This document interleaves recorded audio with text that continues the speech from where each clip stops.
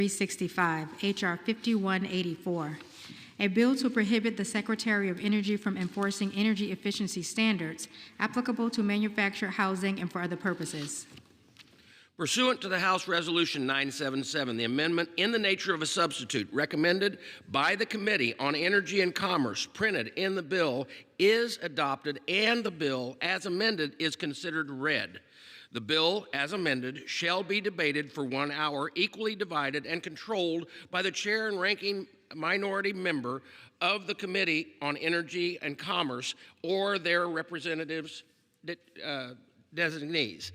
The gentleman from Ohio, Mr. Latta, and the gentleman from New Jersey, Mr. Pallone, will each control 30 minutes. The chair now recognizes the gentleman from Ohio, Mr. Latta. Mr. Speaker, I ask unanimous consent that all members may have 5 legislative days to revise and extend the remarks on the legislation and to insert extraneous material on H.R. 5184. Without objection. Mr. Speaker, I yield myself such time as they might consume. The gentleman is recognized. Thank you, Mr. Speaker.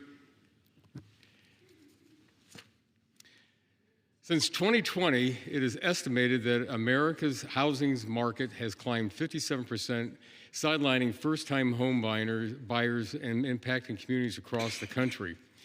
In fact, polls show that more than 4 out of 5 Americans agree that housing affordability is a problem in the area in which they live, with median-priced homes costing more than 50% of a typical household's income. There are many contributing factors to the surge in prices, such as the demand shift and material costs. Inappropriate and duplicative regulatory structures have compounded these issues for the construction of manufactured housing. The Energy Independence and Security Act of 2007 required the Department of Energy to set energy efficiency standards for manufactured housing. This duplicates the Department of Housing and Urban Development's longstanding jurisdiction, first granted in the National Manufactured Housing Construction Safety Standards Act, over these standards. The law also required that DOE base these new standards on the International Energy Conservation Code, the IECC, which is intended for site-built homes. Builders of site-built homes build according to that specific region, and the IECC reflects those unique characteristics.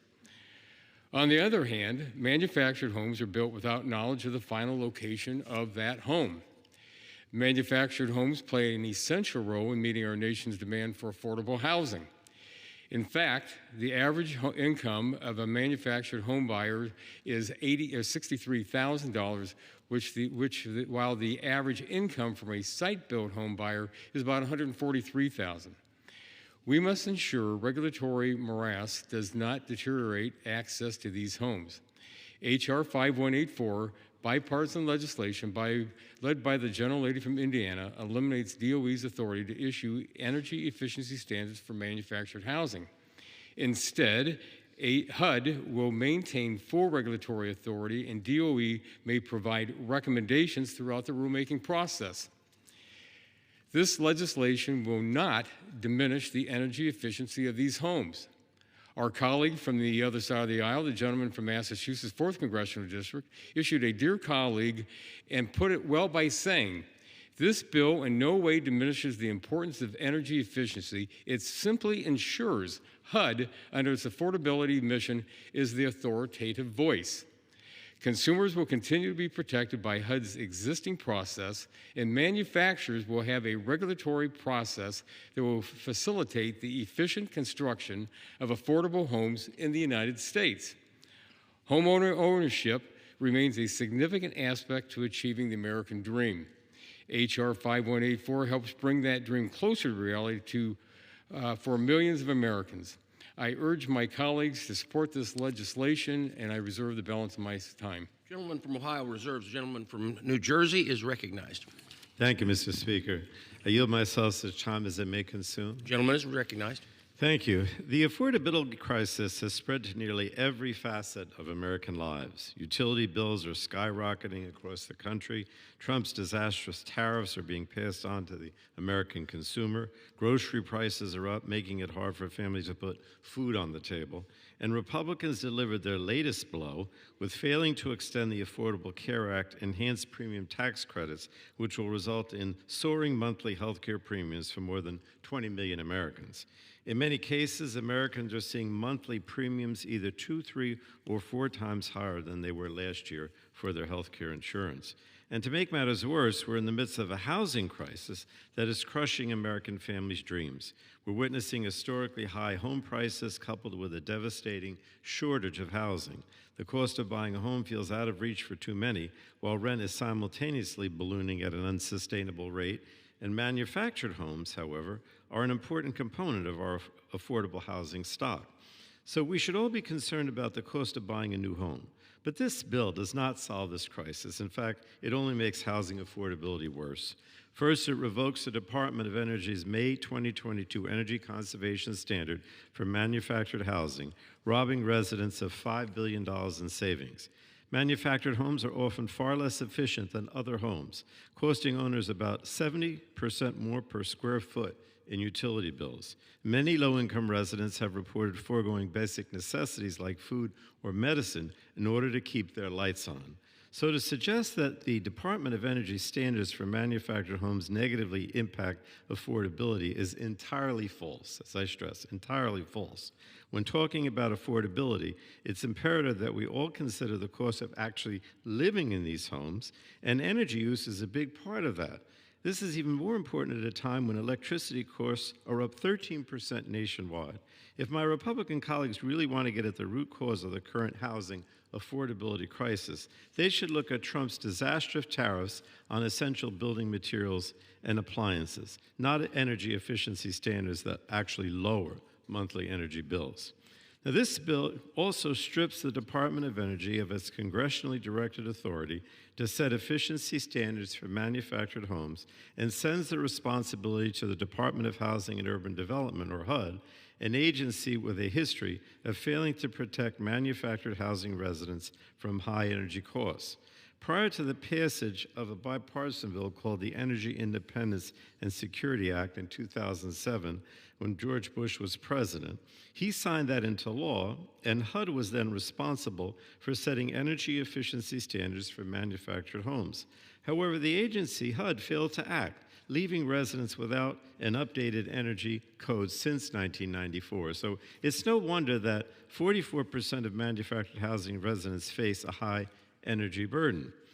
Now, the Department of Energy in May 2022 set a standard that was long overdue that said that manufactured housing residents had gone without a modern standard for nearly 30 years before the Department of Energy issued a final rule, and they did so, and as a result, the standard that exists now, which this bill would repeal, essentially saves about $475 a year in savings on utility bills.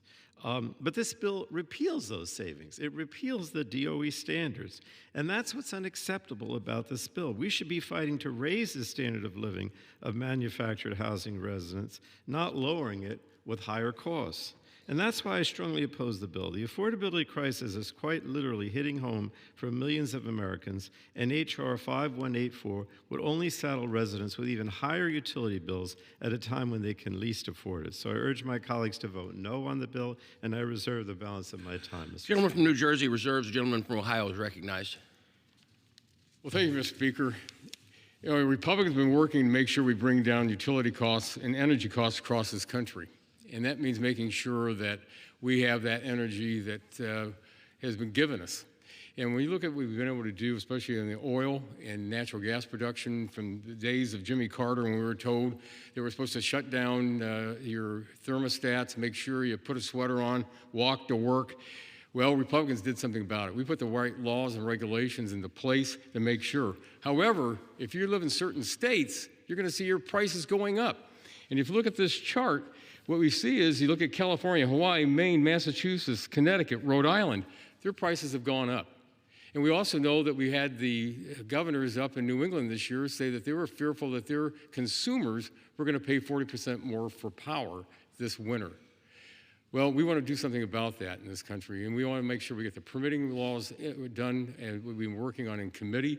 And at this time, I want to recognize the gentleman from Georgia for 1 minute and I yield that 1 minute to my friend. Gentleman from Georgia is recognized for 1 minute. I thank the gentleman for yielding and for hosting us today. Mr. Chairman, I rise today in support of the Affordable Homes Act. Manufactured homes are an essential part of our effort to meet the demand for affordable housing in America. Unfortunately, manufactured homes are currently subject to burdensome and unnecessary Biden-Harris regulations that are raising prices. This common sense bill would eliminate the Department of Energy's duplicative authority over manufactured home energy efficiency standards while ensuring the Department of Housing and Urban Development maintains full regulatory authority. This creates less red tape without sacrificing quality and efficiency. When we streamline energy efficiency standards, we can lower costs and ensure that more Americans can afford homes. We owe it to the next generation of Americans to make buying a home as affordable and accessible as possible, and this bill helps us to do that. I want to thank my friend, Representative Houchin, for introducing this bill, and I urge its immediate adoption. Thank you, Mr. Chairman, and I yield back. Gentleman yields back. The gentleman Reserve from the Ohio balance of our time. reserves. The gentleman from New Jersey is recognized. Thank you, Mr. Speaker. I would yield such time as she may consume now to the gentlewoman from Florida, Ms. Castor, who's the ranking member of the Energy Subcommittee. Gentlewoman from Florida is recognized. Thank you, Mr. Speaker, and I thank the gentleman from New Jersey for yielding the time. Mr. Speaker, I rise in opposition to H.R. 5184 because it will lead to higher costs for hardworking American families, especially higher electric bills that are spiking under Republican policies. Despite President Trump's promise that he was going to lower electric bills, he was going to cut them in half, electricity prices are up by over 13% over the last year, much higher in many places. Americans have been hammered with about $86 billion in rate increases. In Florida, the Republican Utilities Commission just passed along the highest rate increase in the history of our state. Some are characterizing this as the largest rate increase in the history of the country.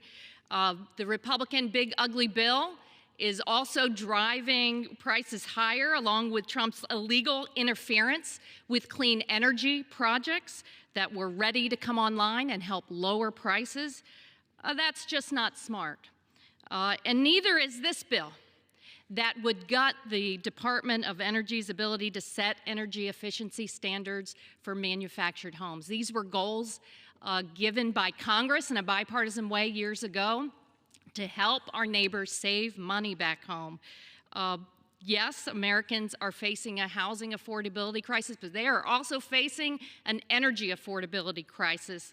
And Republicans are using this bill to try to prevent a false choice between tackling both of those problems.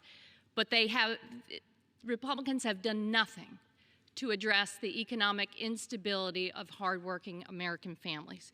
Just ask my neighbors back home in Florida. Florida has more manufactured homes than any state in the country, about 800,000 manufactured homes. That's 10% of all manufactured housing in the United States. And what the Republicans will not tell you is that manufactured homes often have very poor insulation. They use about 50% more electricity than other types of construction. Utilities in Florida do not offer any efficiency programs designed for manufactured homes, so there's no help there. And as a result, it's incredibly difficult for the people living in these homes to pay their electric bills. And it's only getting worse with longer, hotter summers fueled by climate change. My hometown newspaper at the end of the year actually took a look at the soaring electric bills for manufactured homes. And I'd like to ask unanimous consent to submit for the record the Tampa Bay Times article of December 30th for Tampa Bay's mobile home residents. High electric bills can be a crisis. Without objection. Thank you, Mr. Speaker. It says that energy efficiency standards for mobile homes haven't been updated in decades, allowing leaky walls to sap budgets. They profile an older woman, a retiree on a fixed income in St. Petersburg, who lives in a 960 square foot manufactured home. After Hurricane Helene, she has really been struggling. She lost her car, She lost her furniture, her washer and dryer, and her air conditioning. Now, her electric bills are soaring because of the cost of hurricane recovery and these longer, hotter summers. Her electric bills this year went from $170 in May to $258 in June to $314 in July. That is not affordable. Energy efficiency standards are needed for future residents so they can save money over the long term. In this story, it goes, and I'll recommend it to everyone that is concerned about the issue. There's one expert that goes into this and says, in terms of their energy equipment and components, manufactured homes are not built very well. The federal code hasn't been changed since 1994, and it wasn't even very strong then. Goes on and says, unlike other types of housing, mobile homes are only subject to federal energy standards, not state building codes. In 2007, Congress recognized that these requirements were way too weak and passed a law directing the U.S. Department of Energy to update them. That still hasn't happened, and it needs to happen. This expert says that, yeah, people are saying, yeah, we need more affordable housing, but if you let folks off the hook for future improvements to manufactured homes, you're simply going to weigh down the people who live in them over time. You're not doing them any favors. This expert says every year there's tens of thousands of new homes that stick their residents with these bills for decades. Decades, that's not right. We can do better than that. This bill also would move the authority to set these standards from the Department of Energy to the Department of Housing and Urban Development. Well, HUD hasn't set energy standards for manufactured homes since 1994. And it was a bipartisan Congress that moved it back to DOE where they have the expertise to do it. If these standards were to take effect, the DOE standard would save residents an estimated $475 a year on their electric bill. That's not peanuts, especially for that retiree in St. Petersburg who could use every cent right now. If anything, Congress should be pressing DOE to strengthen standards. Energy efficiency standards are not the barrier to building affordable manufactured homes. Mr. Speaker, more than 58,000 homes already have been built to higher DOE Zero Energy Ready Homes criteria, most in 2025, because many want to do better for their residents, and the technology is there, and the building materials are there. These are the people also mostly being hurt primarily by the Republican policies, raising the cost of living, whether it's arbitrary tariffs, and maybe the Supreme Court will give us a little relief from these arbitrary tariffs. People are paying, according to one analysis, up to $1,200 to $1,600 more because of arbitrary tariffs every time they go to the grocery store or construction materials. Canceled energy projects, the big ugly bill, and cuts to health care. Well, speaking of health care, thanks to the American people speaking out along with hospitals, doctors, and nurses, every House Democrat and 17 Republicans yesterday voted to extend the ACA tax credits and lower cost. I hope this is catching. I hope this would catch on with our Republican colleagues because people are feeling very insecure when it comes to their family budgets.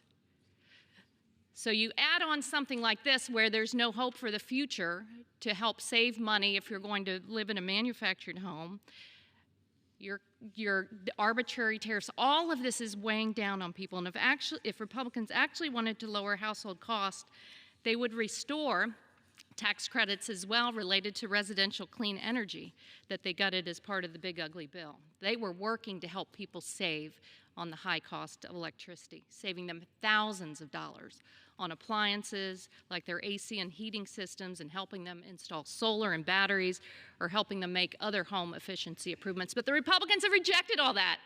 They say that's not important. It's more important to give a pass or do a favor for big oil companies or the big utility companies. Well, we're on the side of the people because they deserve so much better. Unfortunately, we know the tone the Republicans set last year. I just hoped at the beginning of the year that Republicans would turn the page, 17 did yesterday on healthcare tax credits. I would hope on energy bills, they would also look to partner with us to help lower the cost of living. That may be too much to ask for. Otherwise, they wouldn't be offering bills like these that heap more costs and pain onto our neighbors back home. Mr. Speaker, American families deserve so much better. This bill needs to be rejected. You need to stand on the side of the people and their pocketbooks for a change. I yield back. The gentlewoman yields back. The gentleman from New Jersey reserves. The gentleman from Ohio is recognized. Well, thank you, Mr. Speaker. At this time, I want to yield 2 minutes to the gentleman from Georgia's 12th District. The gentleman is recognized for 2 minutes. I thank my friend from Ohio for yielding. Mr. Speaker, I rise today in support of H.R. 5184, the Affordable Homes Act. Mr. Speaker, for many years, including when I first got started in my career in the construction industry, buying and owning a home was reachable and a significant achievement for American workers. In fact, just 6 years ago, it was achievable. But unfortunately, in today's economic conditions, many young Americans are realizing that the dream of home ownership has become just that, a dream. This all happened in the 4 years of the Biden-Harris administration. In fact, if you were born after 1982 in this country, you had never seen inflation before. Created high interest rates. These people don't know what you're talking about. Like I said, I come from the business world. I lived through these last 4 years, and it has been devastating to this country. And what we're trying to do here is turn the tide. For example, in the state of Georgia, the average home is valued at over $320,000, and just 6 years ago, you could buy that home for $250,000. It is just simply out of reach for countless young families. Under current law, the Department of Housing and Urban Development and the Department of Energy have the authority to set energy efficiency standards for manufactured homes. Authorizing 2 federal agencies to accomplish the same goal only serves to create conflicting standards and confusion, overcomplicating the regulatory process for builders and making it more difficult to construct and ultimately purchase affordable homes. We're listening to the housing industry, folks. Mr. Speaker, with my over 40 years of experience in the construction industry, I can tell you firsthand and just how overbearing and expensive and burdensome federal regulations can be. Let's listen to the American people. Let's listen to the people that build these homes. Mr. Speaker, I yield the gentleman 30 more seconds. The gentleman is recognized for another 30 seconds. The Affordable Homes Act, offered by my friend Representative Houchin, is a common-sense bill that removes duplicative housing regulations and will decrease housing costs in America. Specifically, it eliminates DOE's authority to issue energy standards for manufactured houses, while maintaining HUD's full regulatory authority. In doing so, we will streamline the standard-setting process, which will lower the cost of manufacturing housing. We should be able to agree in Congress that we need to take this action to address rising costs. I strongly urge a yes vote on H.R. 5184, and I yield back. The gentleman yields back. The gentleman from Ohio Reserve the balance of our time. reserves. The gentleman from New Jersey is recognized. Thank you, Mr. Speaker. I yield 2 minutes now to the gentlewoman from Oregon, Ms. Bonamici. The gentlewoman from Oregon is recognized for 2 minutes. Thank you, Mr. Speaker. I rise in opposition to H.R. 5184, the Affordable Homes Act. This bill does not make housing more affordable. Instead, it will lock in higher utility bills. We understand there's an affordable housing crisis, and that's true in the district I represent, in the state of Oregon, and across the country. Too many people cannot afford homes. But here's the truth. Low-cost homes with expensive utility bills aren't affordable. Manufactured homes are a critical source of affordable housing, and that's especially true for seniors, veterans, and working families. These homes might cost less up front, but monthly utility bills can determine whether families can afford to stay in them. So before I came to Congress, I was served in the Oregon legislature, and I chaired the Senate Consumer Protection Committee, and I had in the district I represent, and still have in my congressional district, the largest manufactured home park in Oregon with more than 450 home sites. And back then, and is still true today, the largest complaint was about utility costs. Once people get in their homes, they can't afford rising utility costs. In Oregon, demand for energy is rising. We have colder winters and hotter summers. Sometimes wildfire smoke can trap families indoors, forcing air systems to run longer and harder. So Oregonians may need more energy, but they certainly don't need higher costs. When homes are energy inefficient, families pay more, but energy efficient homes mean lower costs and homes that are safer, healthier, and more resilient. This legislation will increase costs, it will reduce protections, and it will shift responsibilities away from manufacturers and onto families who are already struggling with high costs for groceries, high costs for health care, and high costs for housing. I understand the concern about HUD because they had the responsibility since 1994. Finally, DOE enacted some standards. Giving that responsibility to HUD is not reassuring. So let's defeat this bill and instead, can I have another 15 seconds, please? Give the gentlewoman another minute. The gentlewoman is recognized for another minute. Thank you, Ranking Member Pallone. Let's work together. Let's defeat this bill today and instead consider legislation that will really lower costs, not raise them. Let's ensure that the standards are enacted before we start passing these costs on to consumers. I urge a no vote today, and I yield back the balance of my time. Gentlewoman yields back. The gentleman from New Jersey reserves. The gentleman from Ohio is recognized. On this vote, the yeas are 263, the nays are 147. The bill is passed, and without objection, the motion to reconsider is laid on the table. And without objection, the title is amended. And that